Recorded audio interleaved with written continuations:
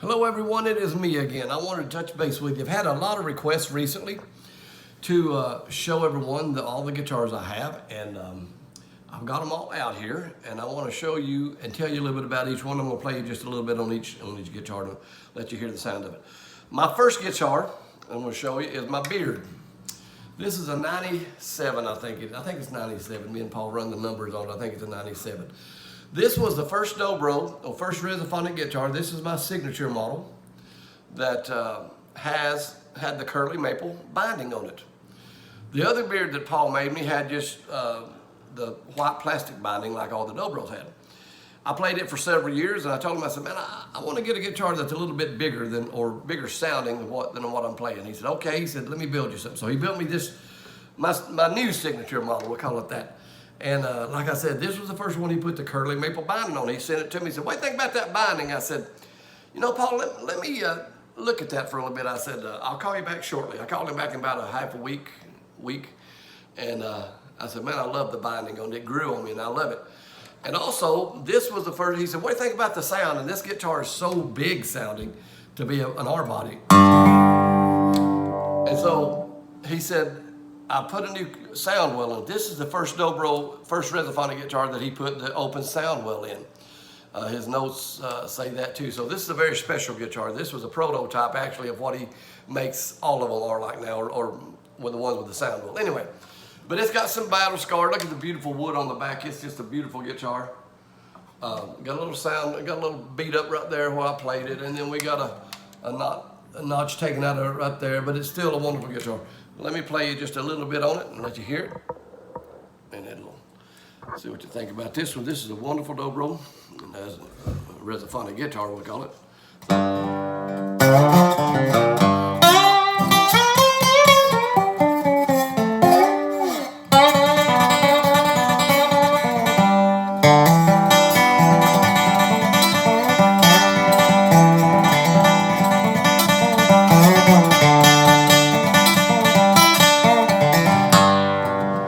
Anyway, that's the Beard. It's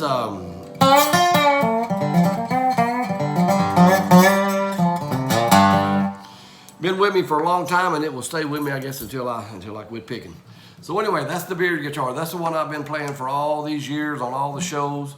This guitar probably has, I'd say 4,000, 5,000 shows on it. So it's got had a lot of work done with it. My next one, now I've got to tell you a funny story about this guitar, and I get a kick out of things that happen, you know, and I get a kick out of stuff like this. But anyway, this Dobro right here is a 1995 Dobro signature model, or signature series. Uncle Josh, there was 200 of these going to be made. This was number 8 of 200. Well, I deal in Dobros all the time, and I never ever see these guitars. Never. I mean, they're never out for sale or anything. So I got to doing research on this guitar.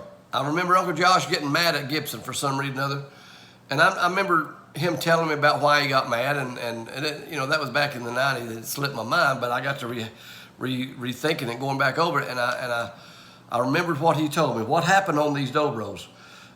This guitar right here was supposed to be a replica of Cliff. This is a square neck. It's supposed to be a replica of Cliff. Cliff is a birch guitar with a laminate on it. That's the way they made them back in 1936 or 35, 34s. That's the way Dobro made them. So they was going to make a replica of Cliff and Julie. Julie was the round neck that Uncle Josh played from 55 to 67 with Lester Flatt and Earl Scruggs. All those songs that he recorded, except maybe a couple of them, was recorded with Julie, the round neck.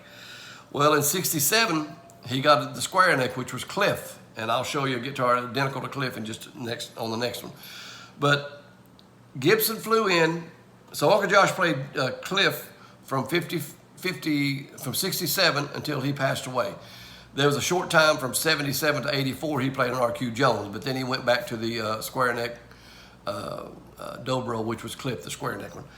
So anyway, I got this guitar in 1995. I went with them and bought it. Was bought new. It was bought new, and so we went over and picked it up from George Chestnut. It was a wonderful Dobro.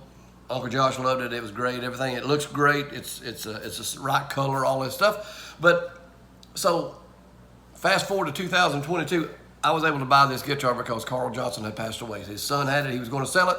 I bought it, and I get here at the house and I get to looking at it and say, there's something wrong. There's something not right about this guitar, because I was comparing it to my Model 37 that I've got. I'm going to show you shortly. It wasn't the same guitar. So I took it apart. And when I took it apart, this guitar is a square neck. Now, Julie was the round neck, had a parallelogram sound well. Cliff has a sound well in it, the square neck with round holes all the way around it.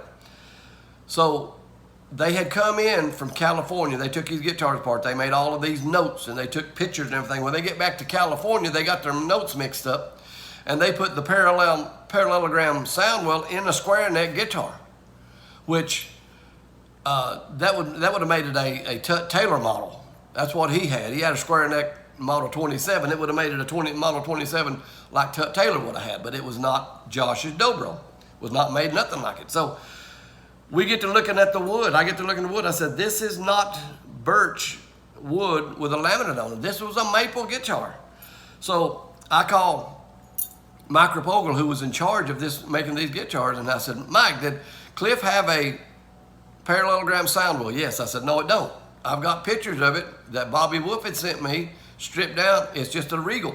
It's a laminate guitar with the round holes in the sound well. So he finally admitted that they had messed up the notes that he had made. And you know what? It's okay, because Gibson ended up making one of the better Dobros they had ever made. This is a wonderful Dobro. I've had it. I mean, there's nothing wrong with it at all. It's got a parallelogram sound well. It's a square neck. It's a maple guitar. That's the guitar I've always wanted. All my life was a maple guitar, and I finally got one by mistake.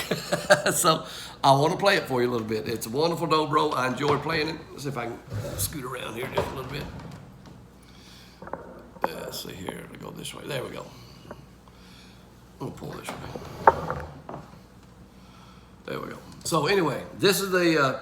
But Uncle Josh got mad at him because they didn't make it like it's supposed to. He quit signing them. He signed about 25 of them. So if you can find one of these guitars, you better buy it because they're very rare.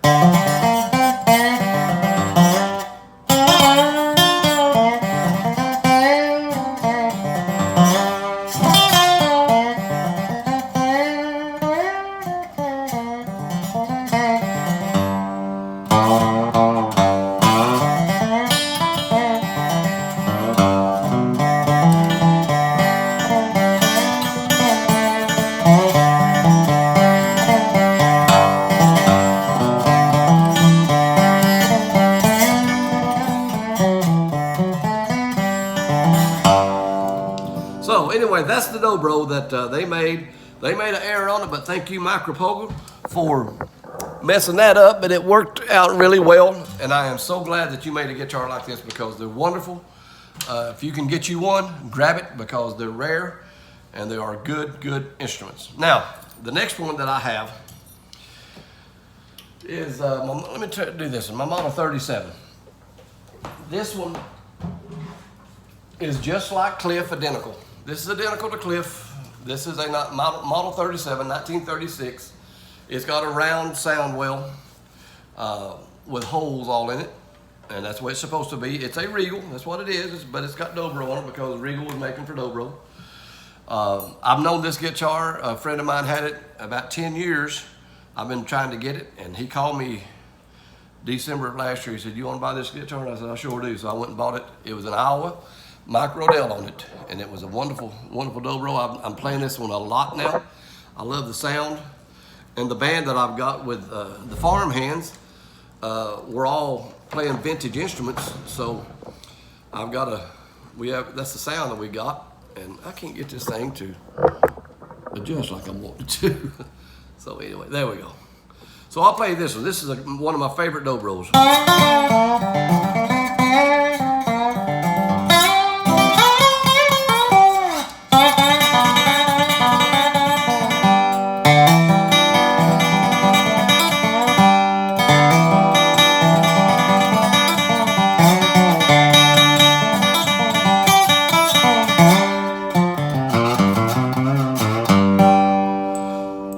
these Dobros like this. They're so good, and they're strong, and they're powerful. So that's my Model 37. Okay. Whoa. Don't want that thing to fall off. Now, I want to play a Dobro that's very sentimental to me, because I want to tell you the story about it. Back when I had Cherokee, Tim Graves and Cherokee, some dear friends of mine, Grady and Betty Jones, were like my mom and dad. They were such wonderful people. They would come to see us at our shows. If we was in Maryland, in Elkton, Maryland, they would be there, and they'd be all dressed out in their little outfits and everything, and they were just gorgeous people. I loved them to death. And so Betty found out she had cancer. She was getting up in age in a few years, and she said, "Tim, would you like to have my Dobro when I pass away?" And I said, "If it means you passing away, no." She said, "Well, Tim, we all got to pass away." She said, "So whenever I pass away, would you like to have my Dobro?" And I said, "Yeah, I sure would." So this is a custom-made Dobro. It says custom by Dobro. You won't find this in any book or anything. It's a little 14-fret Dobro, 4-piece back. So it's a wonderful Dobro.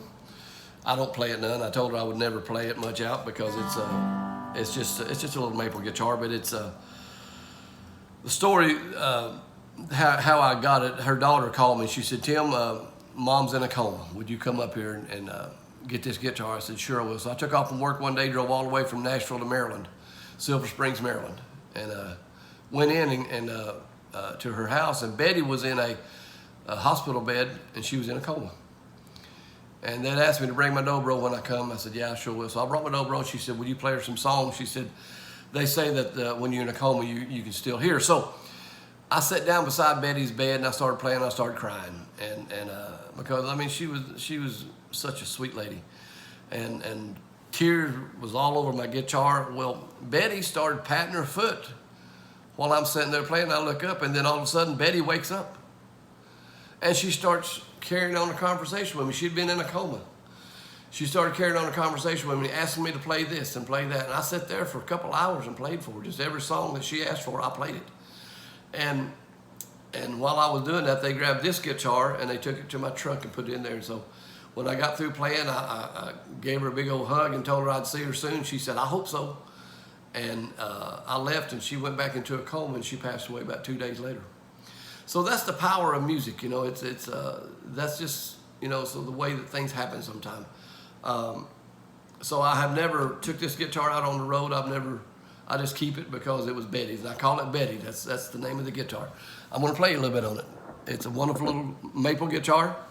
It's a 1954. Uncle Josh cut a couple sides with this guitar, they told me, and he had told me also. So it's a very special little guitar. Pull down just a little bit further. It's a 14 fret, so it throws me off just a little bit, but that's just the way it is.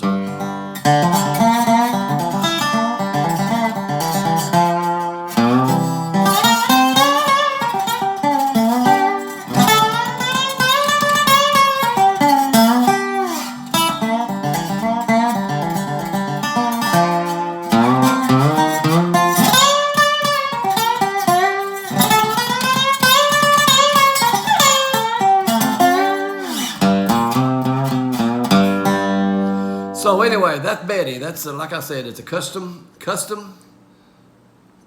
Dobro. It's a Dobro. Wonderful Dobro. Enjoy playing it. It's a beautiful little guitar. It's not beat up. It don't have no scratches on it or anything. So I've got one more Dobro, and then I'll get off of here. Let me get it, and I'll show it to you. This is a Pitt Dobro. This is made by Jerry Pitt. And he's a good friend of mine. He lives out in Iowa, and he made me this guitar and gave it to me last year at Spigma. Wonderful little guitar. This is a cedar top with mahogany sides. And it sounds good. It's made out there. It's a very reasonable price. If anybody wants one of these, call me. We'll set you up and get you in touch with Jerry Pitt. Let me play just a note or two on this one.